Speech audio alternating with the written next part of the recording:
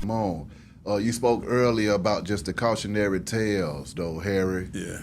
As you came to the end of your run, man, did you sense that the walls were closing in on you and that you were coming to the end of the run, or did it just have an abrupt ending? I think it's a mixture.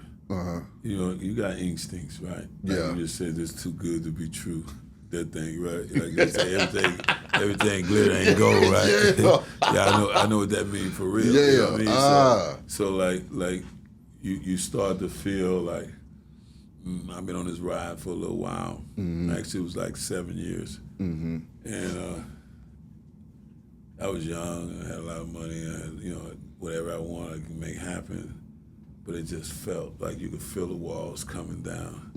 And then, like you say, all of a sudden, they didn't have nothing to really do with you, but because Yeah. of karma, grab you. Yeah. Then I went on a journey.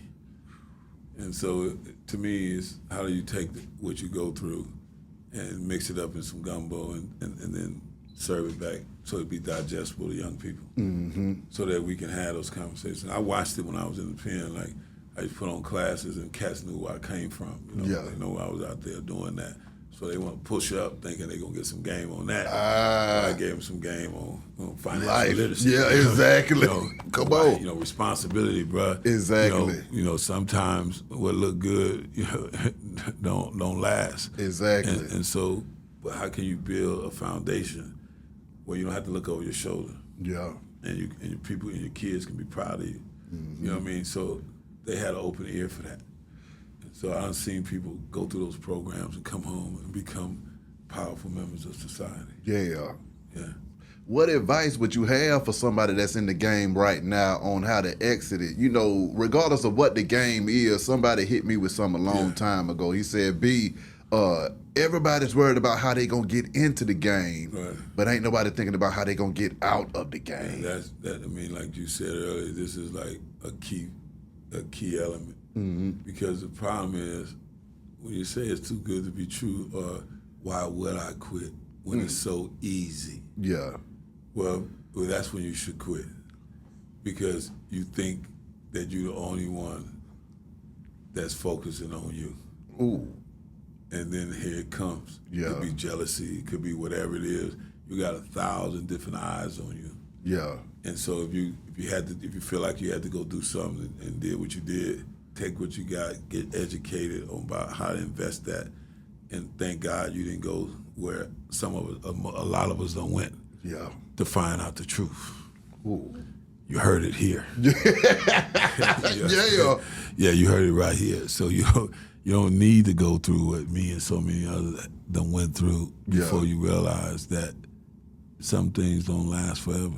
Facts. I only know a few people who made it through and didn't get hit, but they may get hit with something else. Yeah. But I only know a few. At that young age, man, when that judge threw down that gavel and you realized that the party had came to an end, what was the emotions and the thoughts and the feelings going through your mind at that particular time? Did you think that, hey, man, I'm going to just have to appeal and beat this thing, or did you think that it was over? Or No, of course, you're a fighter. You're gonna fight. And you're gonna blame. I don't say I never was the type of person to blame other people, but I just like, this can't stick. I gotta do what I gotta do to get out of this. So it probably was a 10-year fight, before you just said, okay, man, this ain't going away. ooh. You know what I mean? So What was that moment like when you said, okay, it's 10 years done passed and it ain't changing? it's a reality check, bro. Like, whatever you think you was doing or whatever you thought you was in control of, that's over with. That's over with. So now you got to create a new reality. Yeah. You got to. You got to be in the present. Right now, you're presently incarcerated. You're restricted. You can't go where you want to go. You can't be with who you want to be with. Only thing you got is this. Yeah. Your brain. What you gonna do with it? That's all you got. Yeah.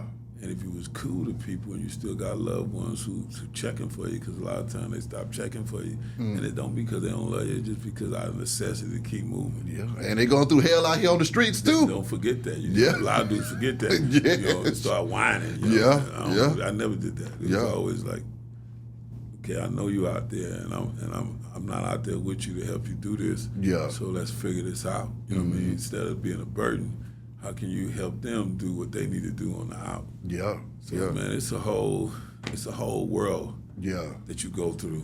But like you just said, don't think because you going through something that other people still ain't out here going through exactly. something. You know it was rough. When you was out there, You know it come was. on now. Now you got amnesia. Everybody else outside playing, having a good time every no, day. You know you didn't leave. You know you didn't leave that world. and things change, you know. And sometimes things could look like one big old party. Yeah. And then boom, it's over with. Come on, man. Yeah.